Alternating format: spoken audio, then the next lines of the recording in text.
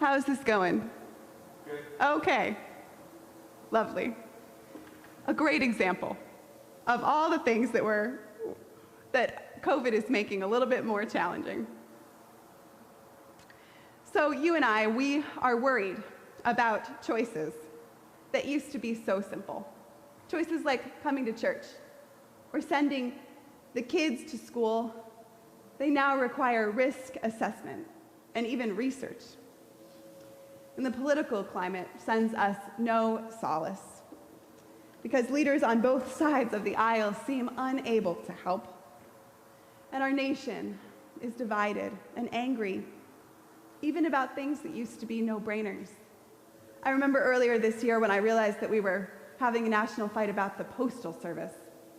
And I just couldn't believe that the mail had become a source of stress. On top of it all, economic uncertainty makes us worry about whether we have enough, about whether we will have jobs or health insurance, things that many of us took for granted just half a year ago.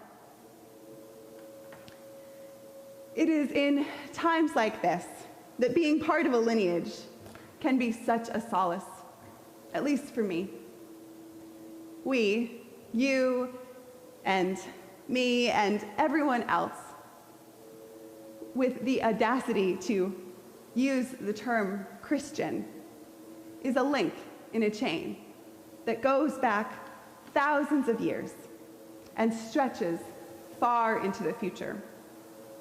We are not the first to experience a moment like this, and we can be sure that we won't be the last. Take Thessalonia, for example. The new church in Thessalonia was beset on all sides. As followers of Jesus, those who had been worshiping in the Jewish temples found themselves disavowed by their community. And those who had been worshiping in the Greek temples could no longer go and make sacrifices and bow down to honor the emperor. They worshiped only one god now, and so they couldn't participate in the temple cult. But since they were not Jewish, since the synagogues had disavowed them, they didn't have an exemption anymore under the law. They were expected to honor the emperor, their king, and to go and worship him like a god. When they did not, the retribution was swift. Things got so bad in that community that Paul and Timothy had to flee the city and leave behind a community that they loved. When Paul wrote this letter to them that we heard Kim read this morning, when he wrote it after running for his life, we could expect to find him sad and anxious and afraid. Instead, we find him thankful. We give thanks to God for you, he says. We constantly remember your works of faith, your labors of love, your steadfast hope. Paul rejoices over and in this community. He puts his mind on all the good that is there.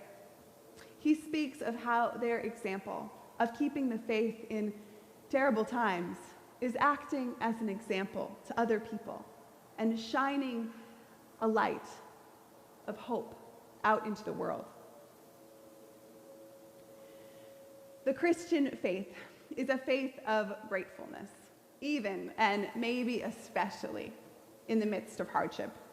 It is a faith of hope, even in the midst of death. It is a faith that proclaims that the dark is not all there is.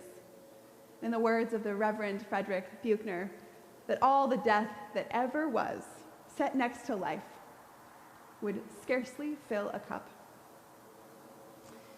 It is this faith that allows Paul to proclaim gratefulness and joy and rejoicing, even as he pens a letter to his friends that he had to flee away from, even as they face persecution, even as Paul is followed and imprisoned again and again, even we know, unto his death.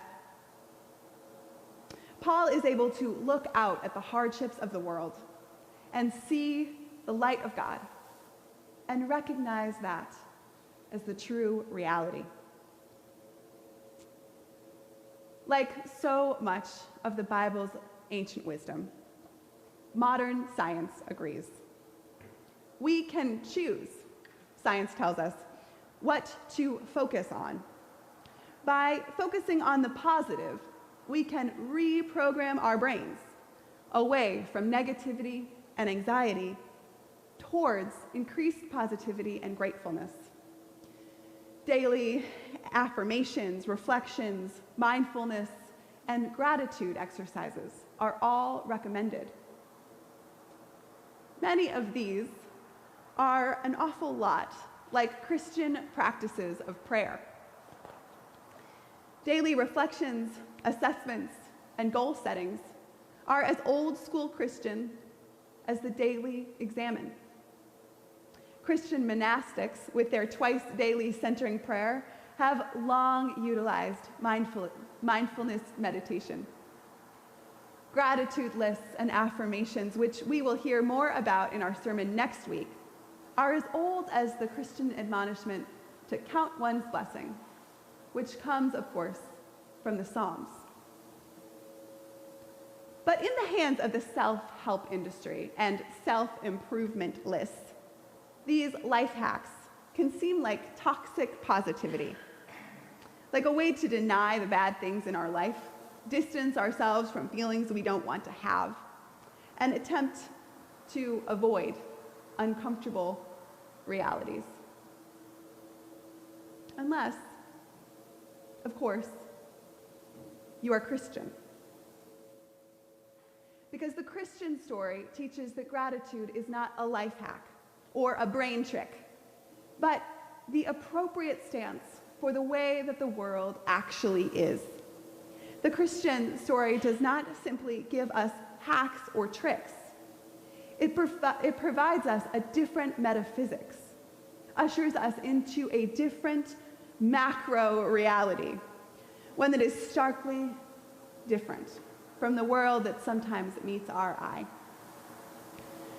The Christian story teaches that we, each and every single one of us, is in a stream that is moving in one direction, towards unification with our good and loving God. No amount of worrying, no amount of anxiety, no amount of wealth or possessions or built-up security will get us any closer to where we are going. In fact, the only question that matters, the only thing worth worrying over, really, is how ready our hearts and our minds and our souls will be to encounter the love that awaits us. And so, practices of gratitude, practices of prayer, of appreciation, of almsgiving, these are, in the Christian framework, a response to the true nature of the world, a corrective on the anxiety that the world wants to push on us, a salve to the dizzying toil and worry